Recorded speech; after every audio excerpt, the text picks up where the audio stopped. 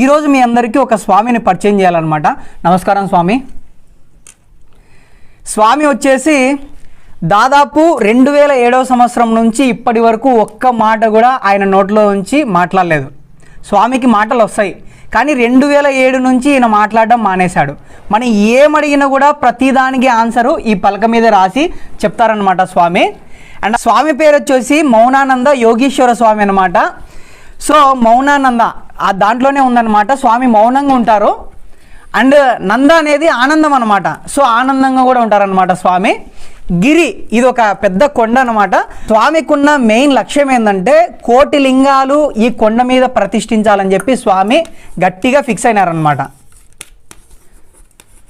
రాస్తున్నారు చూడండి, పలకపైన రాస్తాడు. కోటి ఒక్క లింగాలు. సారీ స్వామి, క్షమించాలా. ఈ మౌనం స్వామి గురించి ఇంకా తెలుసుకోవాలనుకుంటే ఫుల్ వీడియో కోసం ఇక్కడ క్లిక్ చేయండి.